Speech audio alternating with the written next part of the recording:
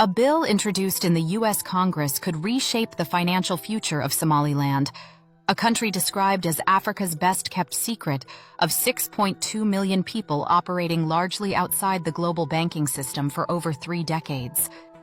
This landmark bill in the U.S. Congress could be the game-changer Somaliland has been waiting for. For the first time, Washington is taking serious steps to bring Somaliland in from the financial cold.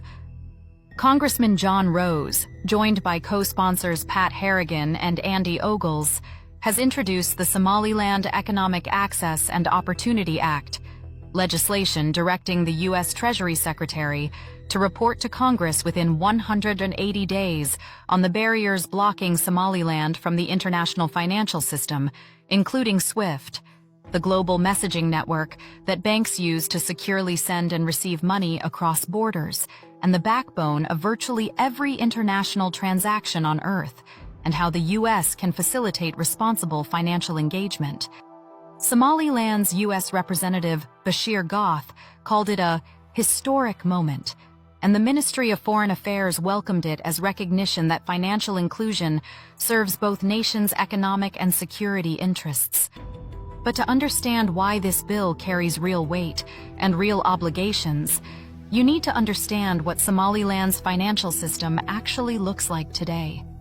This bill also arrives at a pivotal moment in Somaliland's diplomatic story. On December 26, 2025, Israel became the first UN member state to formally recognize Somaliland as an independent and sovereign state, ending more than 3 decades of complete international isolation.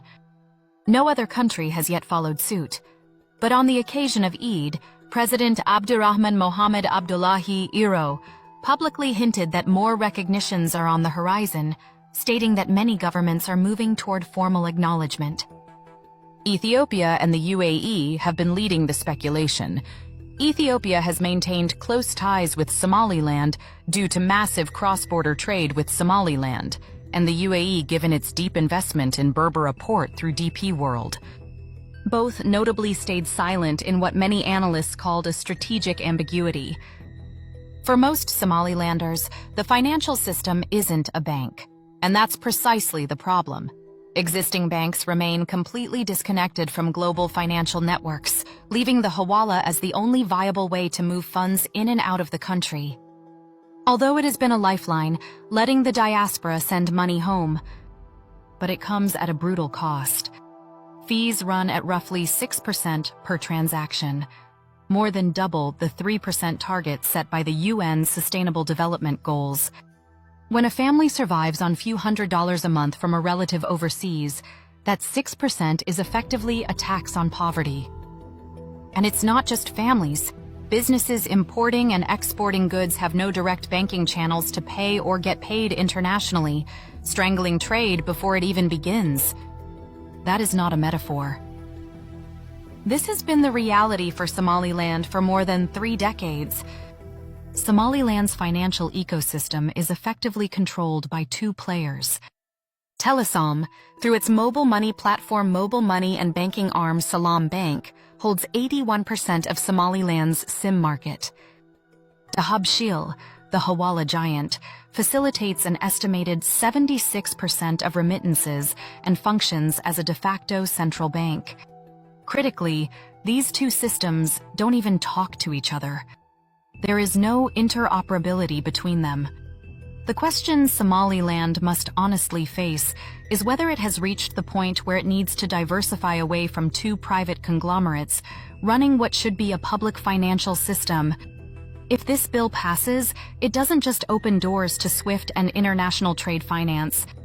It puts Somaliland on the hook for strictly regulating what is currently a Wild West financial sector.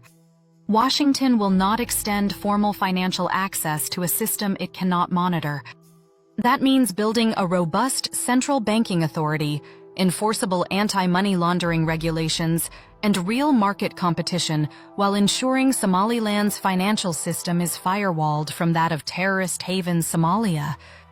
Somaliland has spent 30 years proving it can govern itself. Now it must prove it can regulate itself. The Somaliland Economic Access and Opportunity Act is a genuine signal from Capitol Hill. But the hard work starts the moment the Treasury report hits Congress's desk and Washington asks whether Somaliland is ready to be a real financial partner. The hawala fees must come down. The conglomerate grip must be loosened. The regulatory institutions must be strengthened and empowered to regulate. Thanks for watching.